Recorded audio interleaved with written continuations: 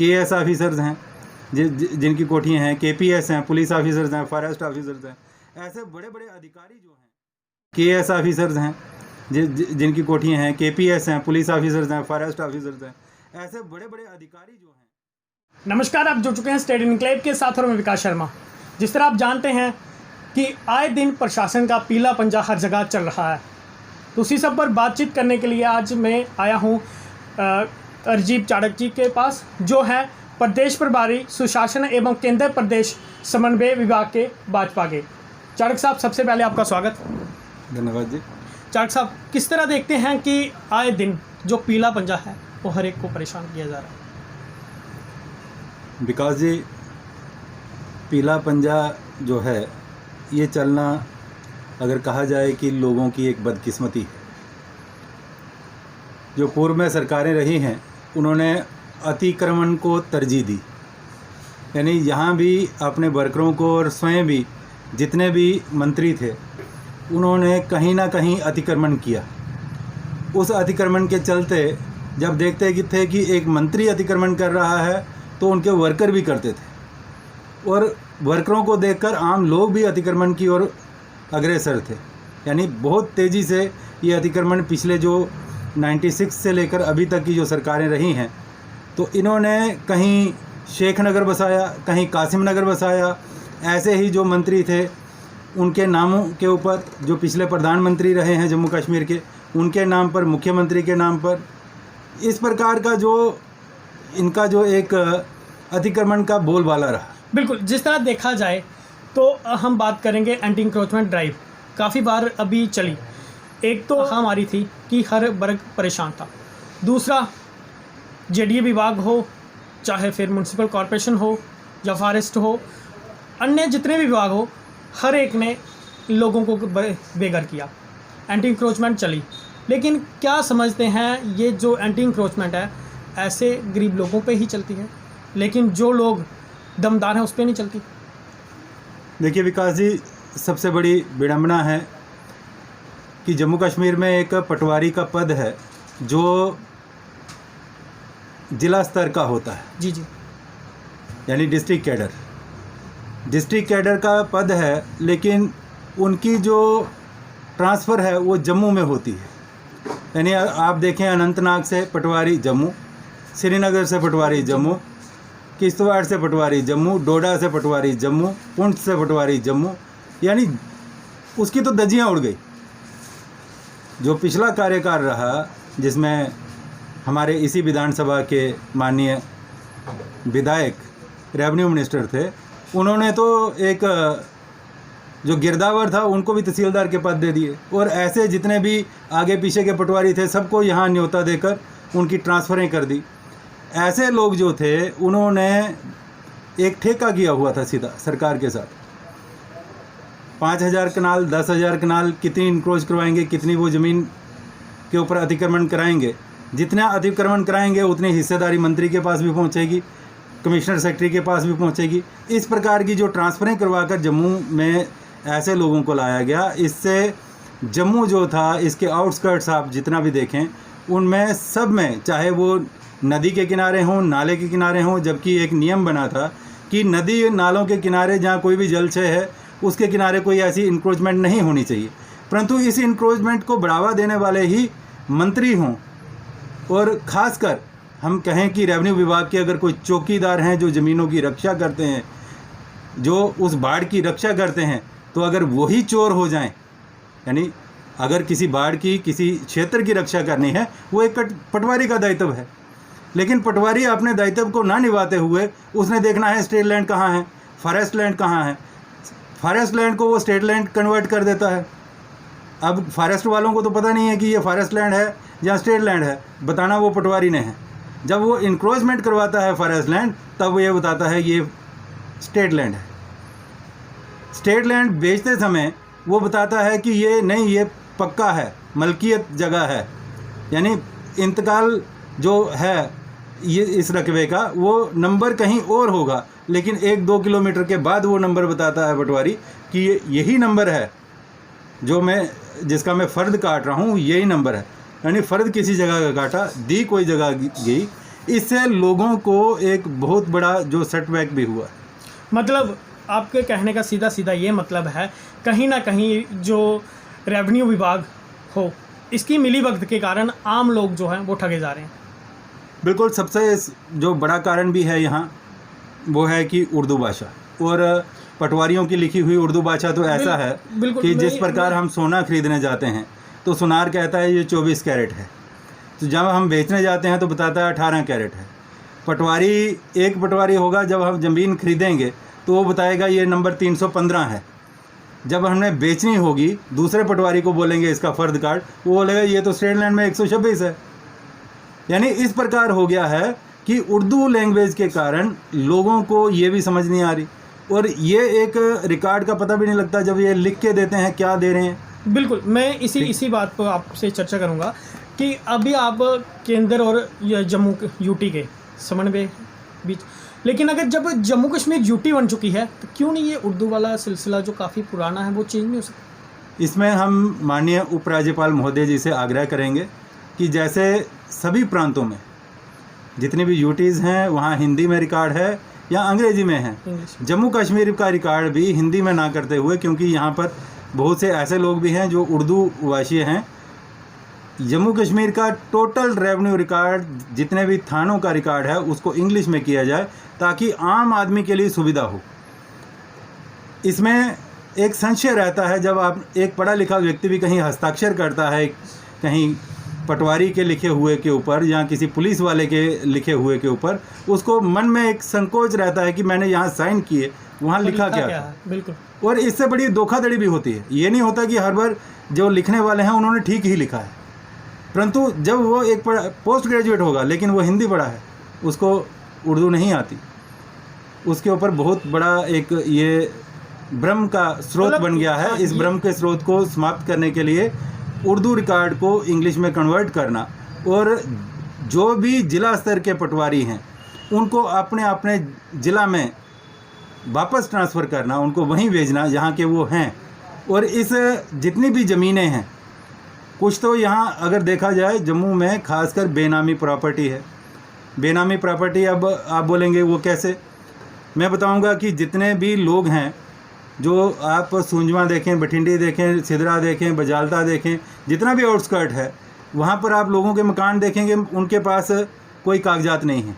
बिल्कुल, ना ये पता है ये कोठी किसकी है, किसने खरीदी है, किसने बेची है, किसको बेची है।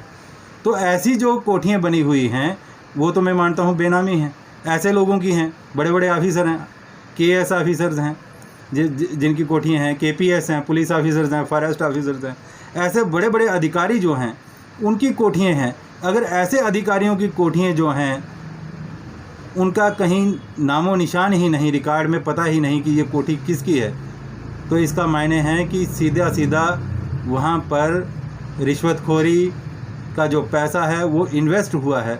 सरकार को चाहिए कि इन सारे क्षेत्रों का सर्वे करते हुए उस लैंड रिकॉर्ड को चेक करवाया जाए, पहले इन पटवारियों को यहाँ से ट्रांसफ़र करके, क्योंकि इन्होंने ही ठेकेदारी ली थी जब वो जगह उन लोगों को आवंटित दी गई।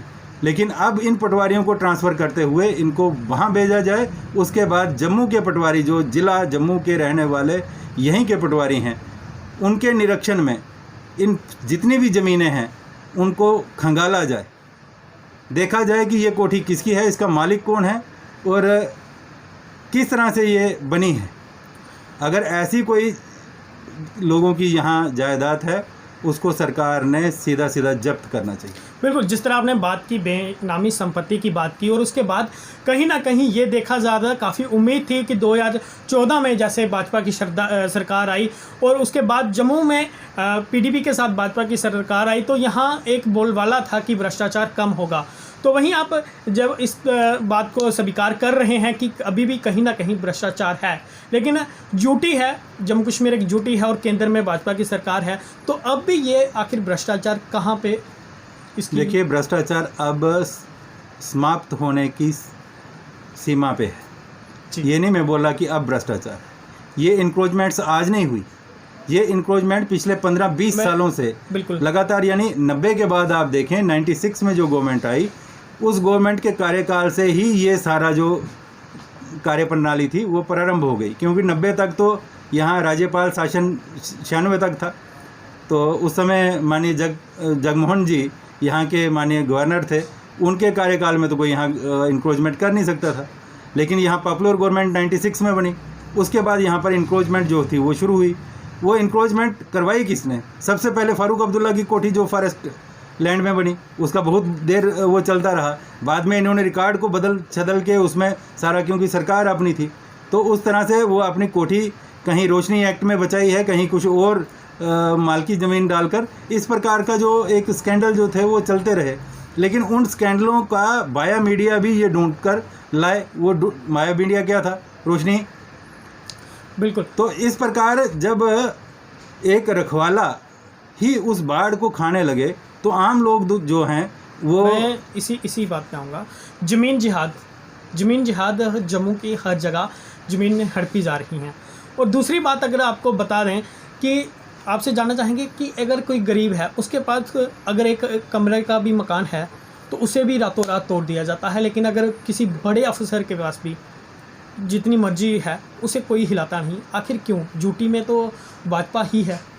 देखिए, यूटी में राजा और रंक सब एक बराबर हैं। आप मैंने पिछले इंटरव्यू में भी एक मीडिया वाले आए थे, उस इंटरव्यू में भी मैंने कहा था कि किसी इंक्रोचमेंट को हटाने से पूर्व सरकार पहले ये देखे कि ये इंक्रोचमेंट किसके कार्यकाल में हुई।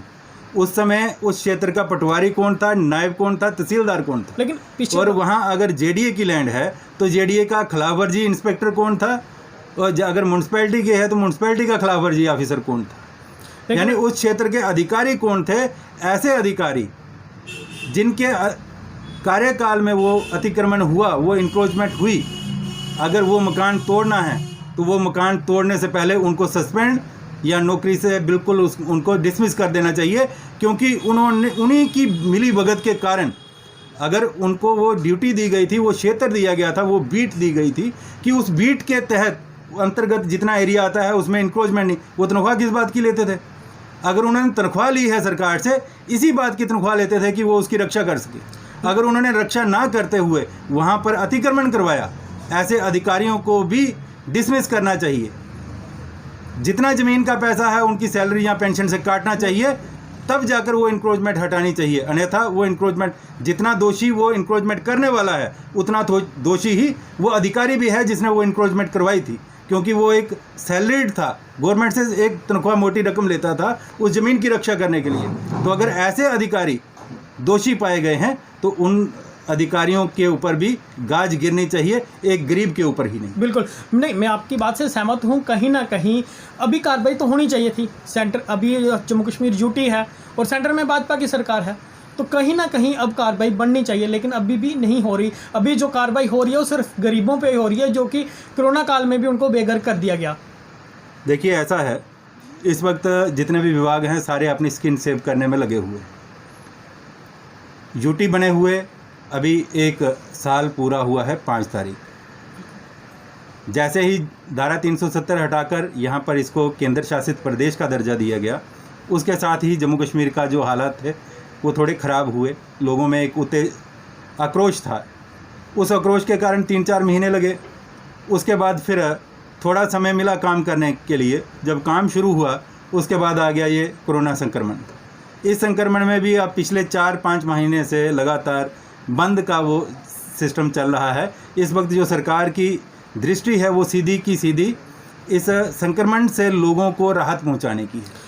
परंतु इस बीच सरकार ने कोई इस प्रकार की नीति नहीं बनाई। लेकिन कुछ विभागों को लग रहा है कि हो सकता है कि हमारे ऊपर गाज गिरेगी, तो इससे पूर्व क्यों ना हम ये अतिक्रमण हटाएं।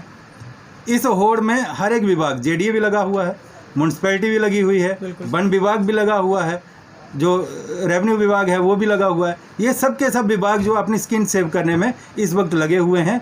ऐसा कोई सरकारी आदेश नहीं है कि इसको हटा दिया जाए। ऐसा कोई आदेश अभी तक नहीं आया है कि इसको हटा दिया जाए। जो भी आदेश अगर आए हैं वो जिला स्तर पर आदेश निकले हैं। जब कोई सरकार से, माननीय उपराज्यपाल महोदय के कार्यालय से या उनके निर्देश पर उनके विभाग जो हैं उनके कोई उपायुक्त वहाँ से वो निकालेंगे कोई इस प्रकार का आर्डर, तो फिर माना जाएगा कि सरकार ने इस प्रकार का कोई निर्णय लिया है। लेकिन अभी तक जो मुझे लग रहा है सरकारी आदेश ना होते हुए ये एक विभागीय आदेश है, जिला स्तर का आदेश है, अपना जो स्किन सेव करने का आदेश है। बिल्कुल। आप किस तरह देखते हैं पिछले कुछ दिनों से भाजपा के पूर्व उप मुख्यमंत्री जी का एक बंगला काफ़ी वायरल हो रहा है, उसे किस तरह देखते हैं? देखिए, किसी के ऊपर अगर कीचड़ उछालना हो तो उसमें कहीं पैसे नहीं लगते। मांस की जीभ है, जहाँ मर्जी घुमा लो।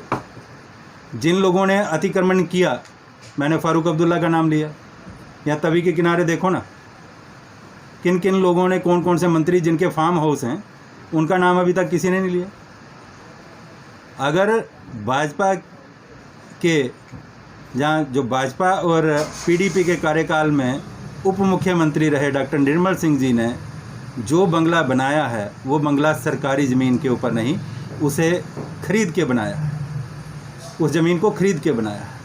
उसके ऊपर एक अंकुश लगा था, वो भी कुछ लोगों ने साजिश के तहत अंकुश लगवाया था कि ये आर्मी एरिया की लिमिट आर्मी में एरिया का कुछ था। लेकिन जब वो बना, दोबारा उसका पुनः काम लगा, तो वो वहाँ से कोई एनओसी मिली होगी तो तभी काम लगा, नहीं तो आर्मी तो अपनी क्षेत्र नहीं छोड़ती ना।